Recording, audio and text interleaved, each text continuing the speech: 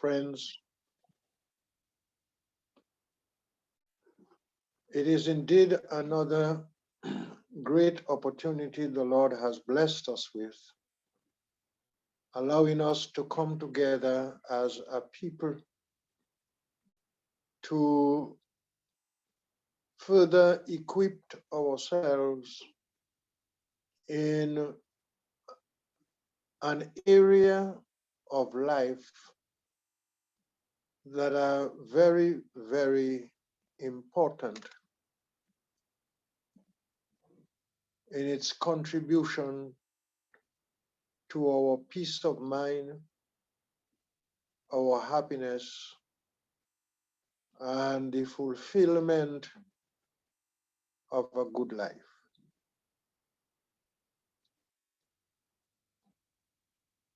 I appreciate very much your support week after week, your encouragement that allow us as a people to come together under the banner of Holy Scriptures so as to familiarize ourselves with God's teaching on this subject and, of course, on many, many others. Tonight we want to look at wisdom regarding marriage. And I do not know of any worldly relation, and I term it worldly relation just to kind of separate it from our Christian relationship with God. Maybe I should say our physical relationship. But the point is, one of the most important relationships of all is that of marriage. And if we need wisdom in order to ensure that we make the right decision, the right choice, then it is on this subject. Because once you enter into a marriage relationship, remember the scripture says it is death that separates us, one from the other.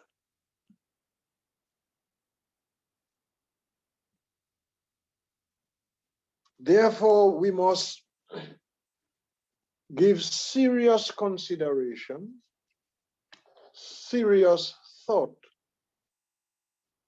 before we enter into such a relationship. But thank be to God for the Holy Scriptures, especially the value of the Proverbs that provides us with wisdom from God to guide us in every realm of life. Keep in mind that what Proverbs tells us, what Solomon wrote,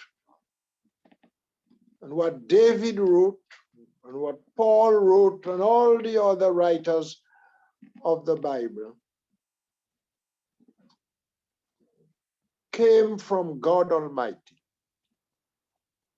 All scriptures are given by inspiration of God. In other words, all scriptures are God-breathed, came from God. So the wisdom we are acquiring from Solomon is God given. And you and I know that whatever God gives is of supreme importance for our well-being here on earth. Only fools that will not listen to God through the pages of the Holy Scriptures. And we all know what will eventually happen to fools who will reject God's advice, who will reject God's instructions. Hence, before we contemplate marriage, we must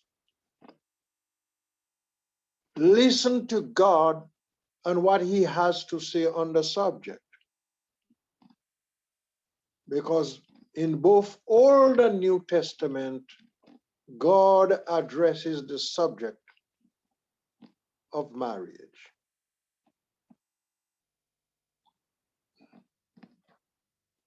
So we will spend some time listening to God through Proverbs, through Solomon, and hear what he has to tell us regarding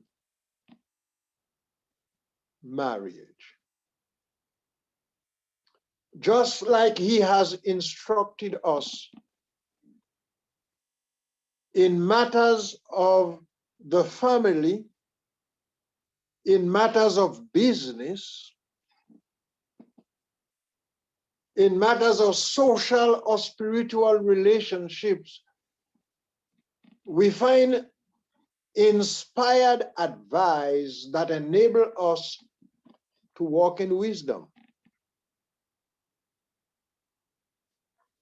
You remember the Apostle Paul in Ephesians 5:15 through 17. Do not walk as fools, instead we must walk as wise, redeeming the time, because the days are evil. Trust me, the days are getting worse and worse. So let's examine what wisdom the proverb has to reveal regarding marriage. And so let's begin with the selection of a wife.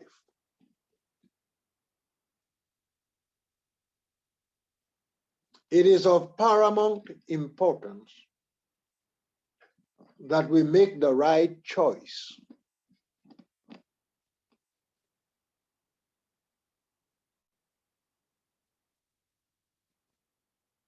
There isn't a decision, a choice that can be more important than the choice of finding the right person to marry. Because, brothers and sisters, much happiness in life depends upon making the right choice. A good choice greatly enhances the life of a husband or a wife. But let's first of all look at choosing a wife, and then we will look at what God has to say about choosing a husband.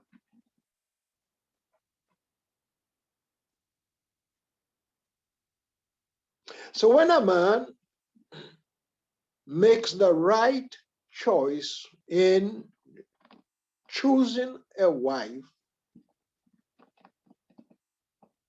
that can greatly enhance his happiness here on earth. But in like manner, the wrong choice can destroy a man from the inside out.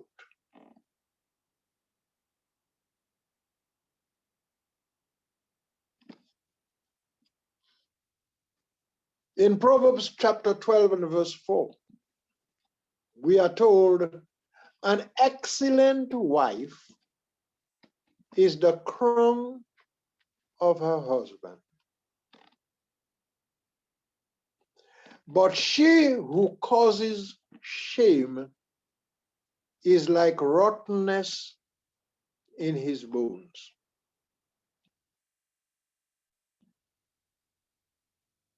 When you read passages like this, you have to open your mind.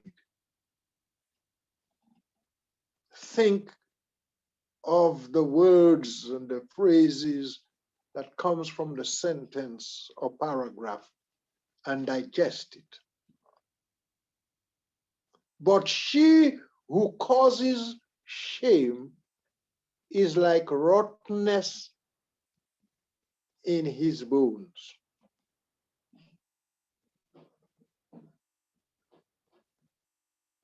Just think of how you would feel if you have a bone disease and actually your bone inside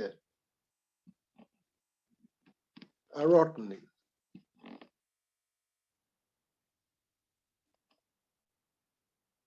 You know, it is foolish to think that a mistake in this area can easily be corrected.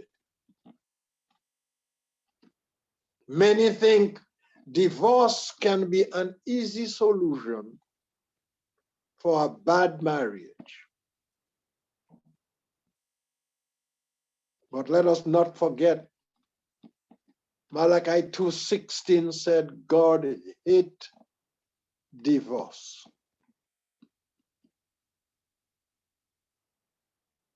And you know, marriage may not be or remarriage may not be a viable option for the child of God. You recall Jesus in answering a question in Matthew chapter 19, 8 and 9.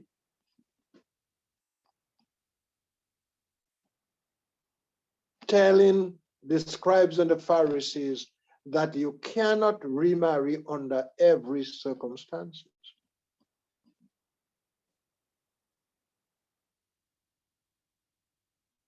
So it is not wise to make a rash decision, not giving serious thought to it, and think, well, if it doesn't work, I can always get divorced. If it doesn't work, I can always find someone else to marry again. It's not as easy as we may think. Hence, we must make sure that we give serious consideration to the person we choose to be a wife.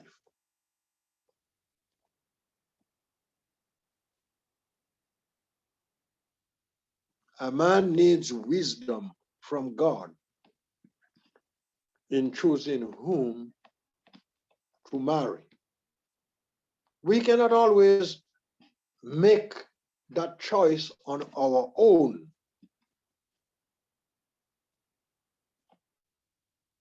We can only make the right choice if we know what to look for. And we can only know what to look for when we know what God Almighty has said on the subject.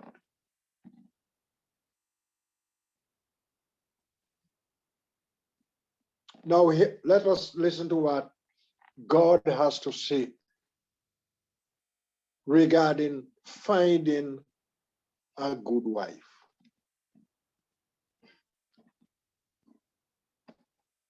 You know, we must make sure we seek God's help.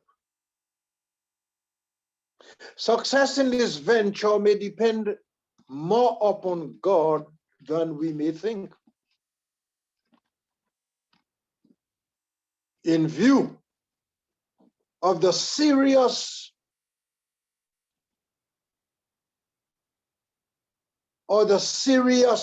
of this matter, we should not go about it alone. Hear what Proverbs 19 and verse 14 advise us to do. Houses and riches are an inheritance from fathers, but a prudent wife is from the Lord. Houses and riches are an inheritance from fathers, but a prudent wife is from the Lord.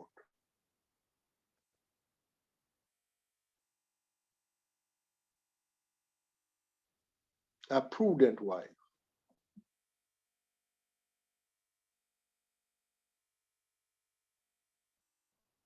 Someone who takes the future into consideration.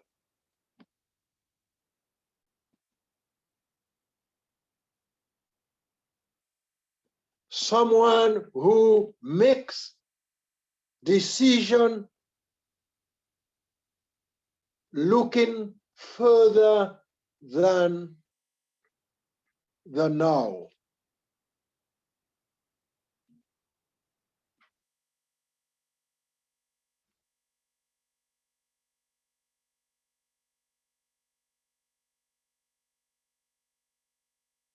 It is God,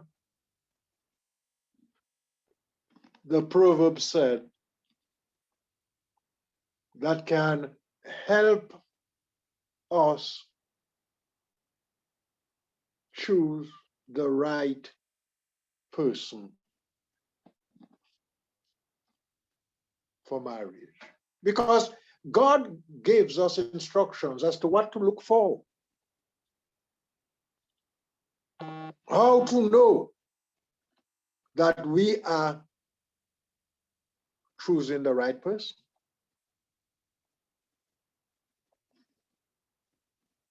We are strongly advised that we should not place priority on good looks alone.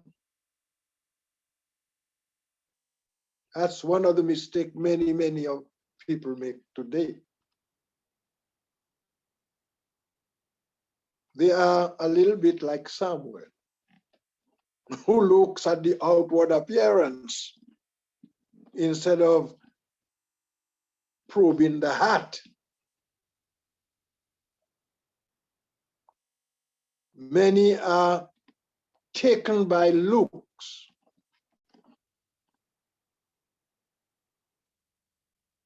but looks often deceives.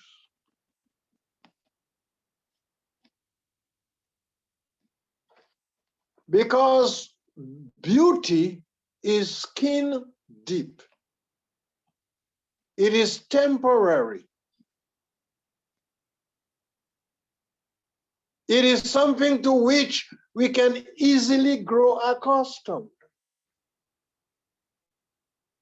Hence, it is therefore a poor foundation upon which to build a lifelong relationship.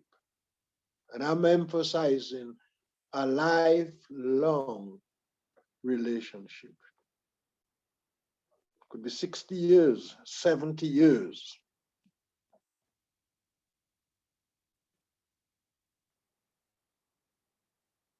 Unfortunately, sadly, most marriages are built on little more than physical attraction. We are reminded in Proverbs 31 and verse 30, charm is deceitful and beauty is passing, but a woman who fears the Lord, she shall be praised.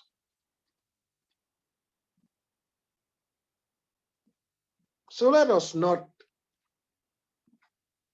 base our decision on charm and beauty. We are warned that beauty is passing, charm is deceitful. Hence, we need to look for better qualities.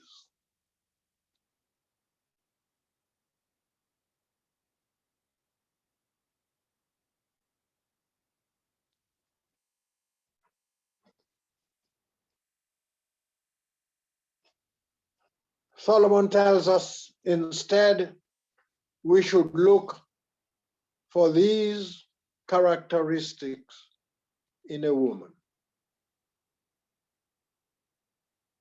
And we just had that in Proverbs 31 and verse 30. A woman who fears the Lord, she shall be praised. So we must first of all look for a woman who fears the Lord.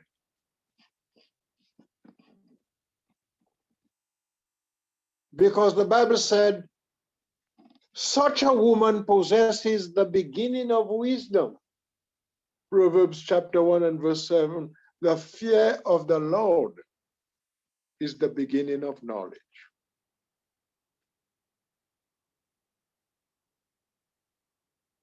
You know, having a wife who is a devout Christian should be the primary concern for every man of God.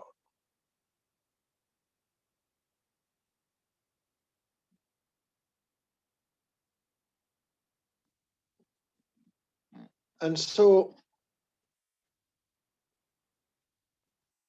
Christian men should remove the worldly thought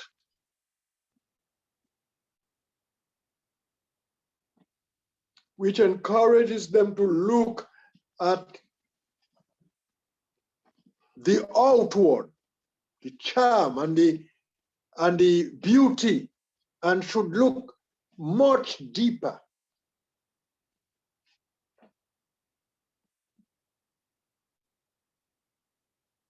You remember one of the things we cited as a definition of wisdom is the ability to see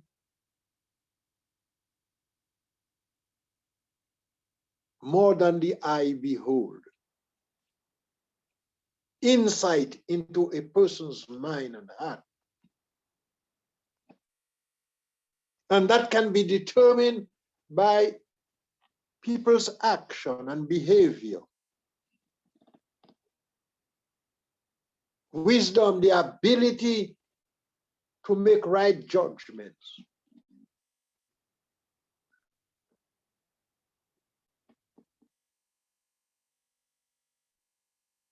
But you have to first know what the Lord has to say on the subject. And when the Lord speaks, we would do good to listen.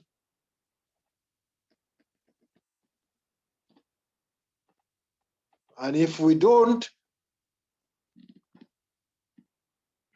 then the consequences will come eventually.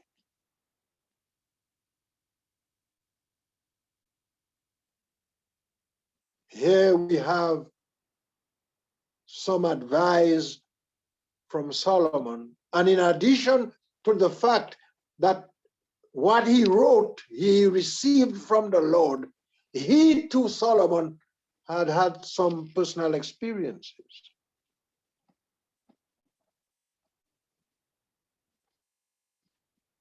Having himself had so many wives and so many concubines.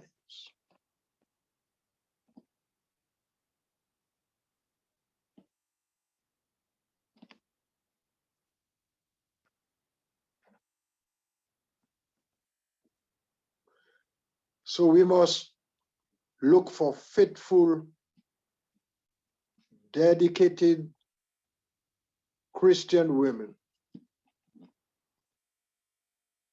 who have made the Lord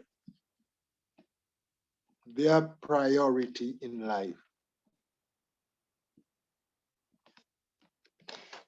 To be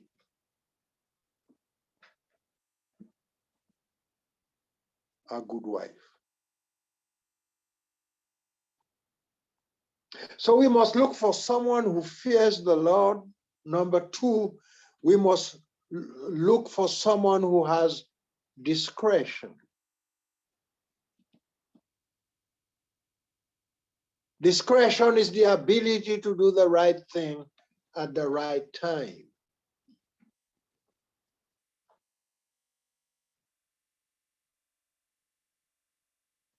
Of course, without this, beauty is worthless and can even be the object of ridicule.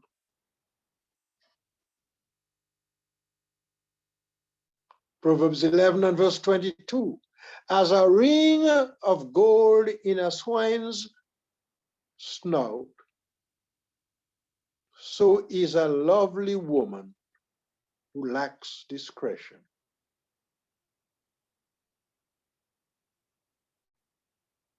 So is a lovely woman who lacks discretion.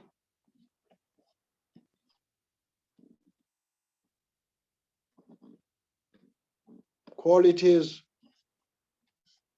we must make sure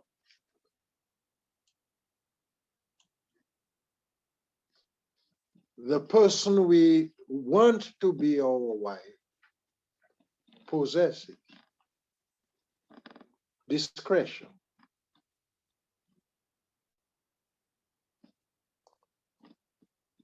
She must be a person of wisdom as well. With the virtue of wisdom in a woman, a good home can be built. Without it, efforts by the husband will be undermined by the wife. Hear what Solomon says in verse 1 of Proverbs 14. The wise woman builds her house, but the foolish pulls it down with her hands.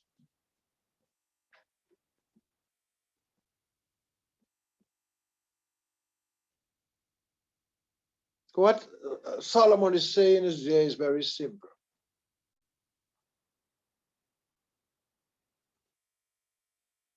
A woman who is wise, who knows how to make wise decisions at the right time, will use that gift to make her life and the life of her family worthwhile.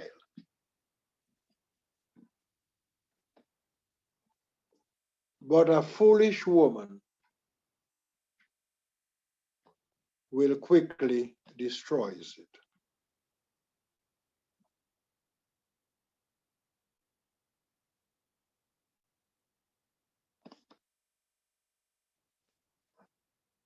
Solomon said that we should do all we can to avoid a woman who is contentious, argumentative.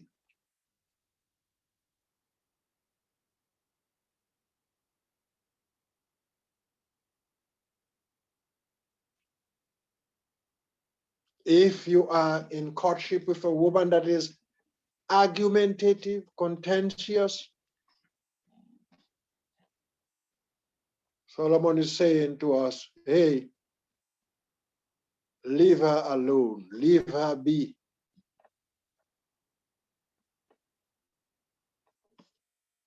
Well, he tells us why. Proverbs 19 and verse 13, a foolish son is the ruin of his father, and the contentious or the contentions of a wife are a continual dripping. In chapter 27, verses 15 and 16, a continual dripping on a very rainy day, and a continuous woman or contentious woman are alike. Whoever restrains her restrains the wind and grasps oil with his right hand. He's simply telling us that if you can control a contentious woman, you can also control the wind.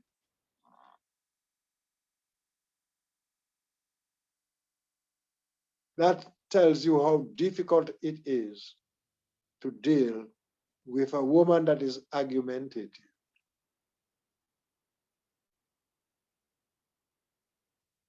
That is a woman that will not or does not know when to keep her mouth closed and when to open her mouth. She doesn't know when she has said enough and when she has.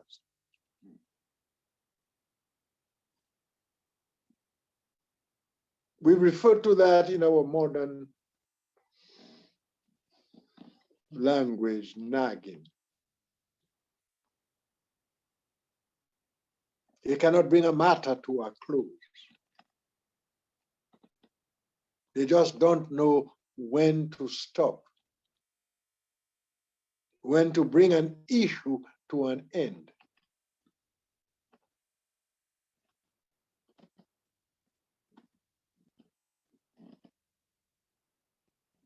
We are strongly advised to stay away from such a woman. You know, in Proverbs chapter 21 and verse 9, he says, better to dwell in a corner of a housetop than in a house shared with a contentious woman. And in verse 19 of the same chapter, Proverbs 21, we are told, better to dwell in the wilderness than with a contentious and angry woman.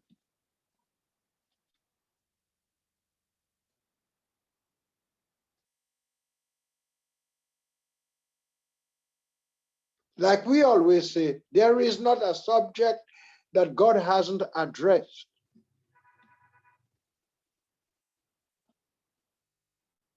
He gives us instructions on every matter under the sun, so as to help us to make right decisions, right choices. And here in making a choice as far as a marriage relationship is concerned, he is advising us.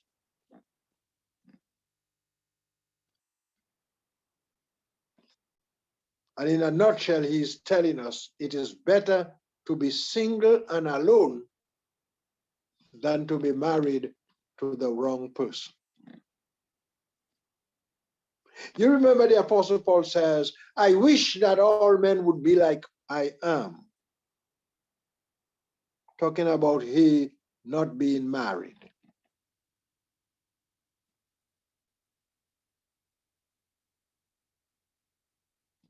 Oh, there are some good women out there, very, very good ones. In fact, the Bible itself says, he who findeth a wife findeth a good thing, but she must be the right person.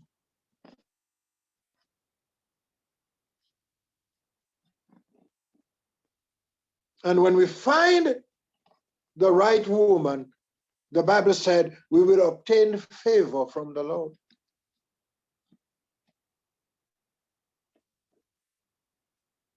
So we need to pray about it. Seek God's guidance. Because it is a serious matter upon which we are called to give serious consideration.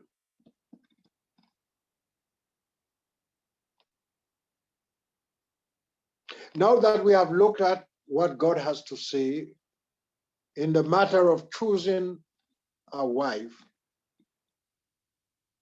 let's turn to what he has to say in the selection of a husband. The Bible tells us that there are ways to learn about a man. First of all, how does he treat animals? Reveal a lot about his character. That may sound strange, but God addresses this matter. A righteous man regards the life of his animal, but the tender mercies of the wicked are cruel. Proverbs chapter 12 and verse 10.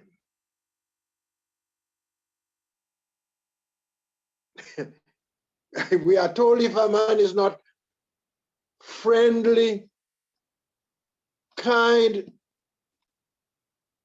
sympathetic to his animals, he won't be with his wife.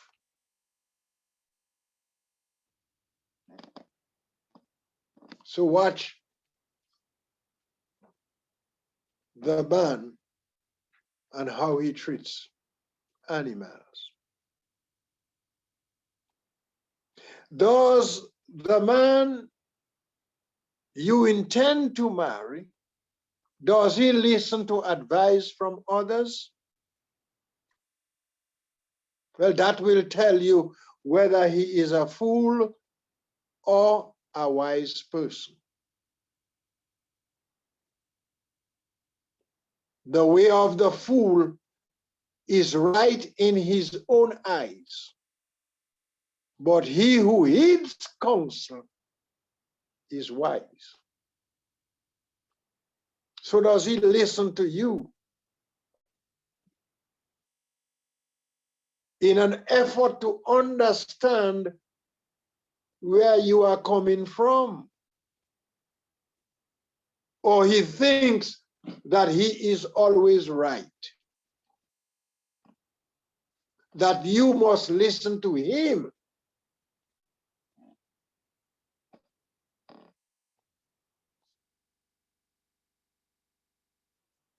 Because Solomon says, he who refuses to take advice is a fool. What type of company does he keep?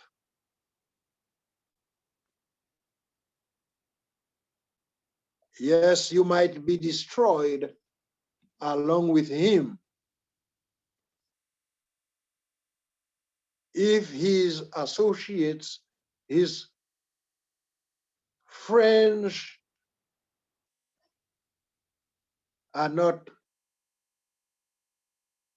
morally respected people. He who walks with wise men will be wise, but the companion of fools will be destroyed. We know that fools will influence us to follow the wrong things. Hence, we have to be careful.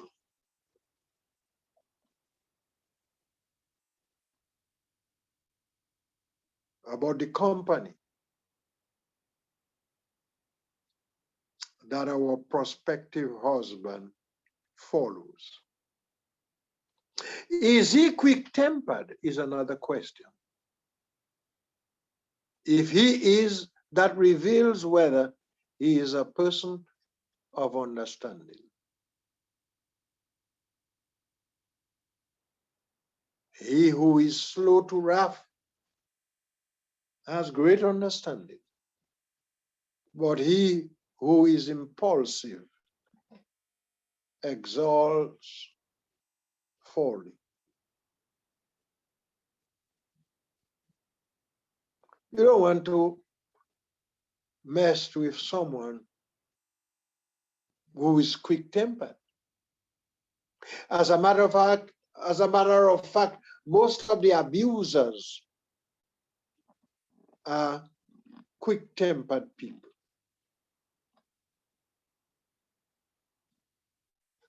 I know, we have that kind of mentality saying, oh, he will change or she will change. No, my brothers and sisters, they will not change. They will not change.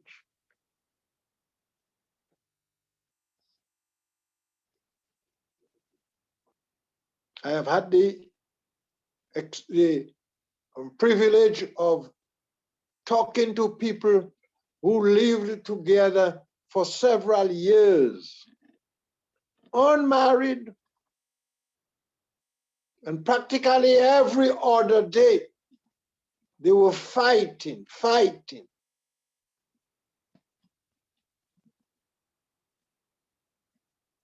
And then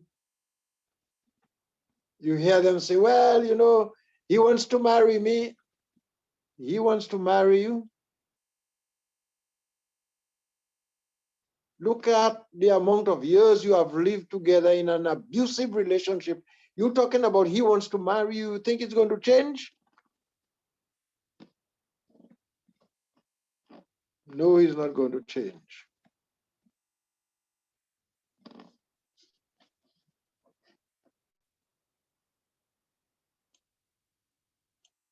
Because if he cannot treat you as you should be treated before marriage, he's not going to treat you better after marriage. Don't fool yourself. Stay away from any quick-tempered person.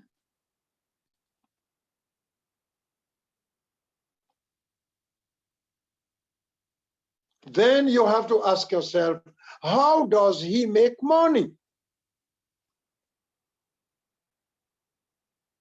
Money is one of the biggest influence or charm, so to speak, in people deciding who they want to marry. Because sometimes all what is on our minds is material things. The size of house we can get if we marry him, the size or the amount of money we can have if we marry him, the kind of car we can drive if we marry him. And these worldly thoughts clog our minds, only later to discover, well, we were looking at the wrong things.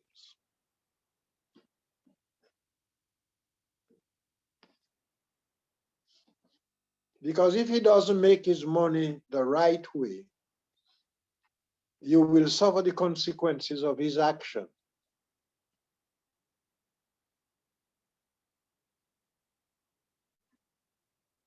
Just think of the amount of people who went and married drug addicts, thieves.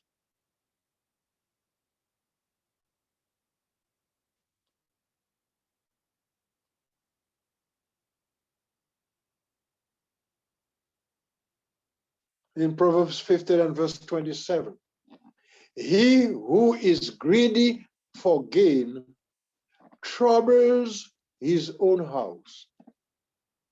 He who is greedy for gain troubles his own house.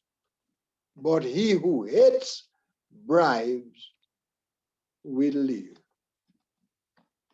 We're hearing it over the news all the time, isn't it? Families suffering as a result of husbands who have accepted bribes or who have made their money illegally and have brought upon their family not only shame and disgrace, but a lot of tears and a lot of sorrow. Is he making his money honestly?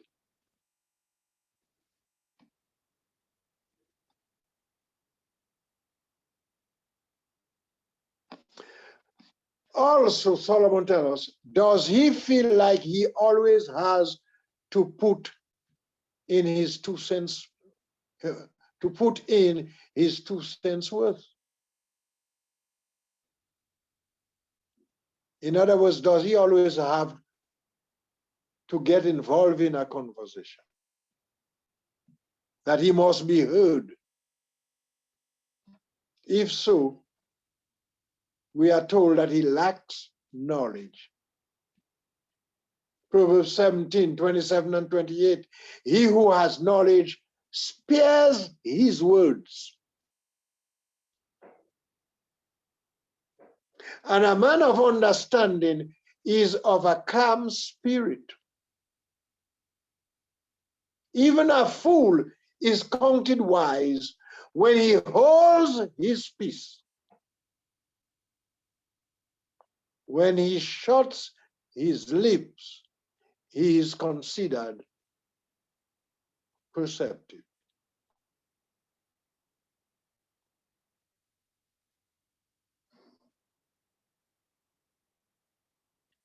You know, they said it is better to keep your mouth shut and be counted a fool than to open your mouth and to prove it.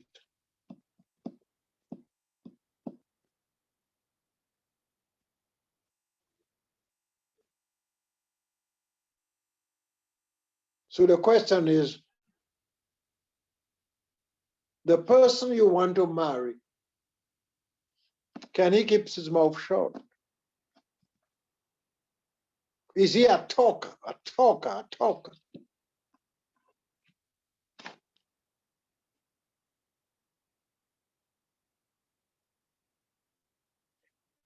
Does he have companion or compassion for the poor? If so, his prayers will be answered.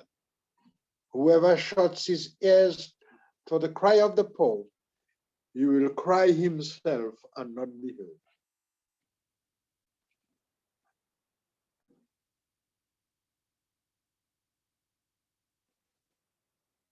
So you see how Proverbs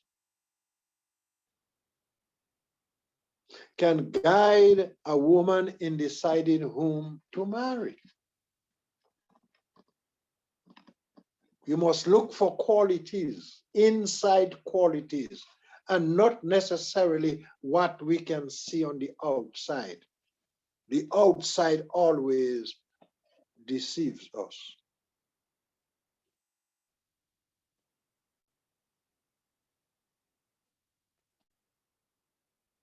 We must be like the Lord, who looks not on the outward appearance, but who looks at the heart.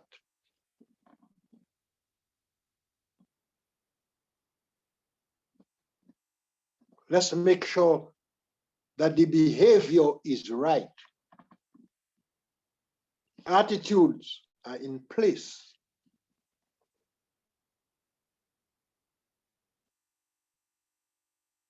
That there is love and there is kindness.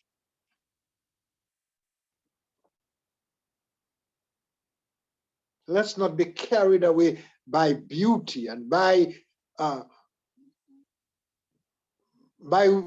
money and material things as a whole. Let's not be carried away by these things.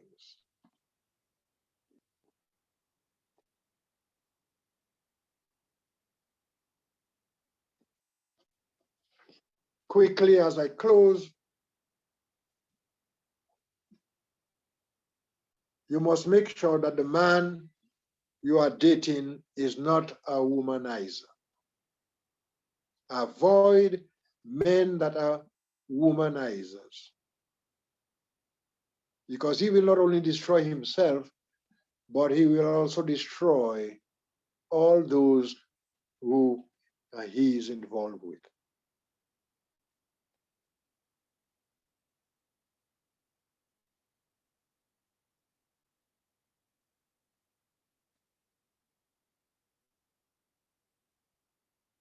Proverbs 6, 27, 29. Write that down and read that. Can a man take fire to his bosom and his clothes not be burned? Can one walk on hot coals and his feet not be seared? So is he who goes in to his neighbor's wife. Whoever touches her shall not be innocent.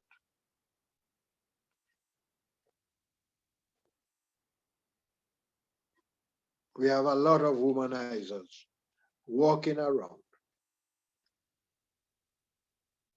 Keep your eyes open.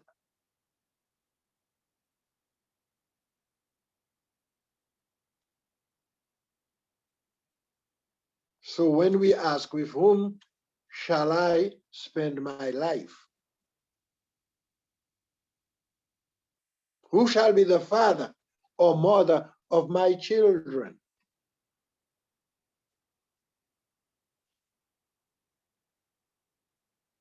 Well, let God answer that question for you. Go back to God's words.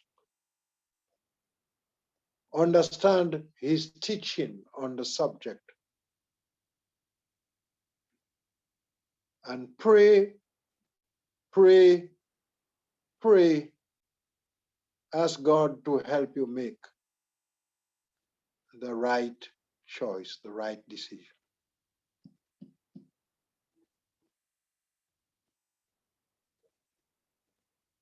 So let us all open ourselves to the wisdom of God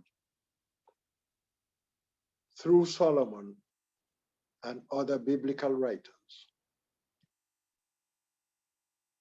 in making decisions, not only in the matter of marriage, but as we have seen in the matter of friendship and in other matters, as we continue to see in the series of lessons we will tackle in the future. May God bless you and thank you for your time this evening, brother. Let the church say